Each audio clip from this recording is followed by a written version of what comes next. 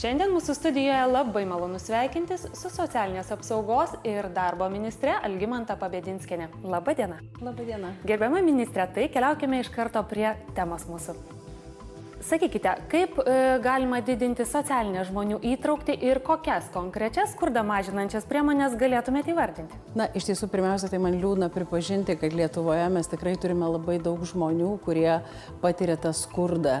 Ir mes tokių turime net 911 tūkstančių. Na, o socialinės apsaugos ir darbo ministerija per įvairias integracinės programas, tiek neįgaliųjų, tiek šeimos, tiek vaikų, tiek jaunimo programas, mes tiesiog stengiamės ne tik tai į darbinę veiklą juos įtraukti, bet ir į pilietinį visuomeninį gyvenimą. Tai tos visos priemonės yra tiek per darbo biržas, tiek per jaunimo reikalų departamentą, per jaunimo darbo centrus. Labai džiaugiuosi, kad mes turime galimybę kitais metais vaikų dienos centrams, kurių paskirtis ta pagrindinė ir yra būtent socialiai remtinoms šeimoms, padėti jų vaikams, mes turime galimybę padidinti finansavimą. Taip pat mes skatiname ir bendruomenės. Na ir dar norėtųsi pasakyti, kad aplamai socialinių paslaugų spektras ir dėmesys joms, ypatingai regionuose, su kiekviena diena auga. Iš tikrųjų labai liūdna, bet reikėtų mums pakalbėti ir apie tą temą.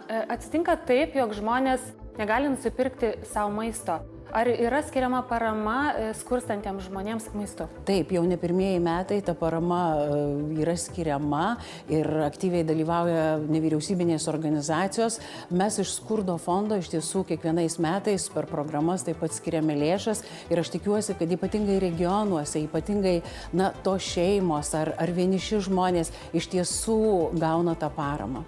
Bet iš tikrųjų tokie žmonės kartais ir nenori apie tai kalbėti, ar ne? Kaip sužinoma apie tokius žmonės? Be abejonės labai sunku kalbėti apie skurdą ir yra tikrai ypatingai daugiavaikių šeimų, kurios labai gražiai gyvena ir jos tiesiog savo neleidžia pripažinti, kad jos skurdžiai gyvena. Bet tam mes regionuose, kiekvienoje savivaldybėje turime tam tikras tarnybas. Pirmiausia, tai yra socialiniai darbuotojai, kurie iš tikrųjų labai gerai žino tą situaciją. Jeigu nusileisime į žemesnį lygmenį seniūnijose, lygiai taip pat socialiniai darbuotojai, kurie puikiai žino tą situaciją. Toliau mes turime vaiko teisių apsaugos tarnybas, kurios taip pat dirba. Turime žmonės, kurie dirba su neįgaliaisiais. Na ir tiesiog informacija būtent tokiu būdu yra surenkama ir aš tikiuosi, kad ateityje, jeigu šiandien dar kurio žmogaus ir nepasiekia būtent ta mūsų parama maistu, aš tikiuosi, kad ateityje tikrai to nebus. Kokios labiausiai pažeidžiamos yra socialinės grupės? Na, iš tiesų tenka pripažinti, kad garbaus amžiaus, tai mūsų senjorai, dauguma jų yra vieniši ir tikrai patiria tą socialinę atskirtį. Aišku, nepilno šeimos, kartais daugiavaikės šeimos. Na ir tenka pripažinti, kas liūdniausia, kad jauni žmonės, darbingi žmonės taip pat pakliūva į tą skaičių.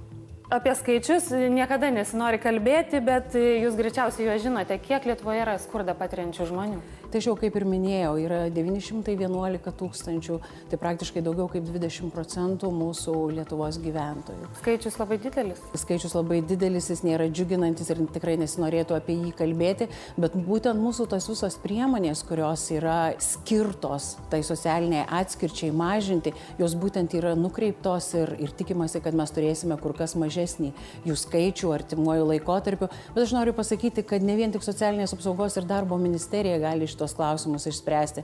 Mes turbūt turėtume pagalvoti ir apie pajamų didinimą, grynųjų pajamų didinimą kiekvienam piliečiui ir ypatingai toms jaunoms šeimoms, darbingoms šeimoms, kad jos tikrai nepatirtų to skurdo, tai ir minimalios algos kėlimas ir galbūt neapmokestinamų pajamų dydžio didinimas. Tiesiog tai turėtų būti kompleksiškai per kitas ministerijas, institucijas sprendžiama. Taigi, kokie iššūkiai jūsų laukia ateityje?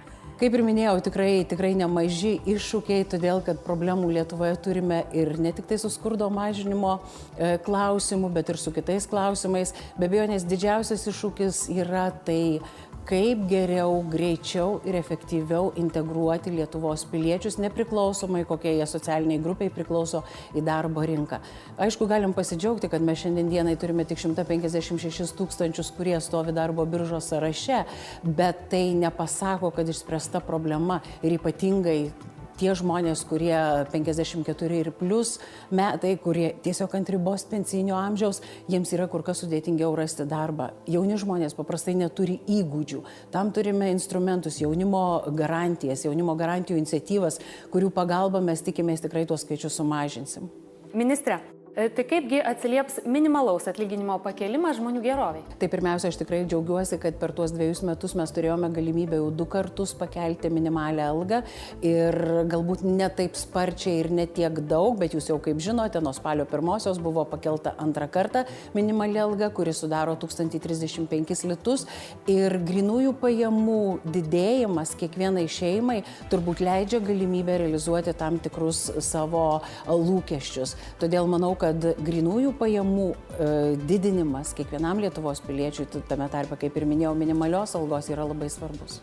Kokios priemonės yra skirtos senjorams? Na, iš tiesų, mūsų garbiems senjorams galbūt norėčiau pirmiausia paminėti 3-ojo amžiaus universitetus, kuriuose jie labai gausiai dalyvauja ir tai yra tiesiog, toksai įsiliejimas į tą pilietinį visuomeninį gyvenimą, nes labai dažnai sakoma, kad garbus senjorai lyg tai už gyvenimo ribos yra likę, jų neįtraukia į jokias veiklas ir panašiai, tai norėčiau pasakyti, kad tikrai taip nėra.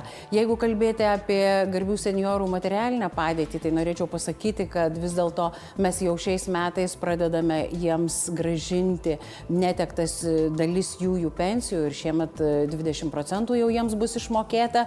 Be abejonės valstybei yra dideli iššūkiai, kadangi reikia didelių lėšų ir kompensavimui, ir didinimui. Todėl kitais metais, nuo kitų metų vidurio, mes ketiname tiek bazinę pensiją, tiek draudžiamasias pajamas padidinti. Galbūt labai nedaug, bet iš tiesų tai yra žingsnelis į priekį. Ir vidutiniškai vienam pensininkui maždaug iki 25 litų padidės vidutinė pensija. Ačiū, ministre, kad apsilankėte mūsų studijoje. Ačiū Jums.